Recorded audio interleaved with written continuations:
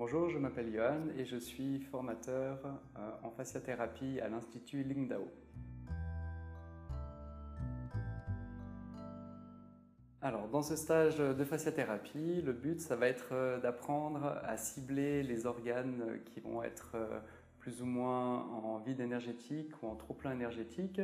Et on va viser à pouvoir réguler ces organes d'une manière mécanique à travers le fascia, justement. Donc on va travailler en fait sur deux types de fascia, le fascia superficiel et le fascia profond.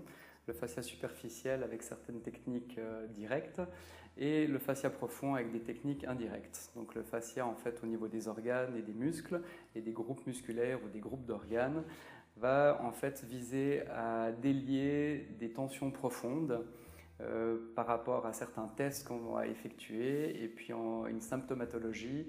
Et on va voir aussi tout le système énergétique chinois au niveau des 5 éléments qui se regroupent et se recoupent pas mal avec la fasciathérapie au niveau du soin.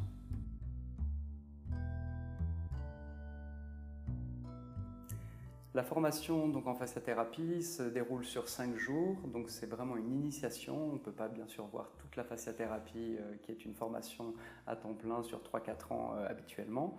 Donc là c'est juste pour donner en fait des outils permettant aux personnes dans le massage ou dans le soin thérapeutique ou ayant déjà fait quelques stages de pouvoir intégrer certaines pratiques pour arriver à un résultat plus rapide, pour délier un organe, pour accélérer un processus de guérison chez une personne.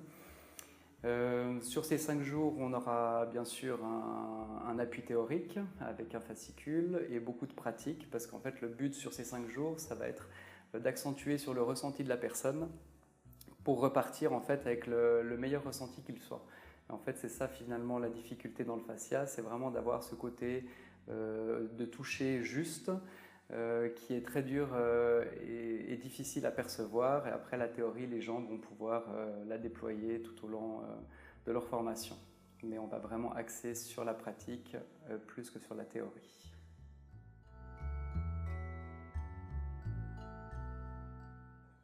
Donc la fasciathérapie s'adresse à tout type de personnes. Toute personne est apte à pouvoir donner ou recevoir de la fasciathérapie.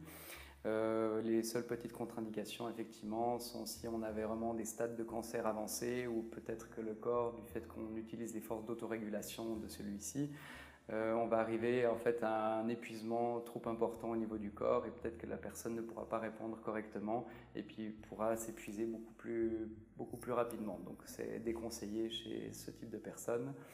Et puis effectivement, les femmes enceintes, on met toujours aussi un petit bémol par rapport à ça, mais par contre à recevoir en tant que traitement pur, elles peuvent tout à fait recevoir. Maintenant, peut-être faire une formation complète, ça sera peut-être un peu plus délicat.